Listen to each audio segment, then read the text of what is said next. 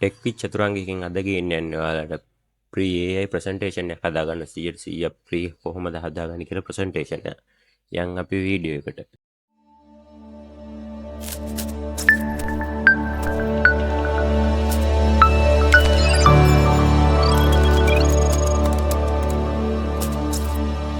මම මුලින්ම ChatGPT කියලා ප්‍රසන්ටේෂන් එකක් හදාගන්න මේක හදාගත්ත මද්දාව නැති හින්දා ඒත් කොපි කරගන්න මම යනවා Google එකට ගිහිල්ලා browser එක ඕපන් කරගෙන notebook LM කියලා සර්ච් කරගන්නවා.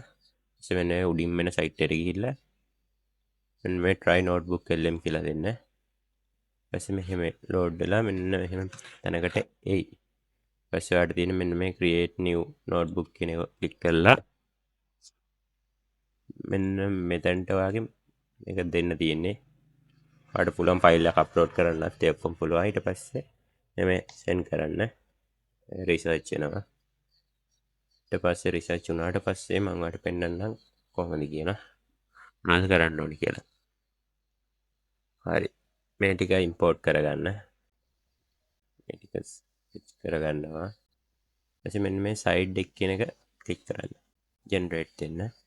හරි. දැන් මේකට පොඩි වෙලාවක් යනවා. ටිකෙන් අරන් පොඩි වෙලාවක් යනවා. මම මෙතන පොඩ්ඩක් ස්පීඩ් කරනවා මේක හැදිලෙනකන්.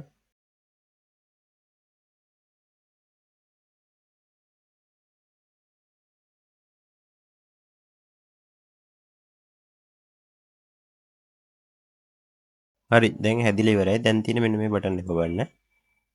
ඊපස්සේ ඔයාලට පෙන්නනවා කොහොමද page ටික හැදුනේ. මෙතනින් ඕනනම් play කරලා බලන්න පුළුවන්. මෙන්න මේ site slow.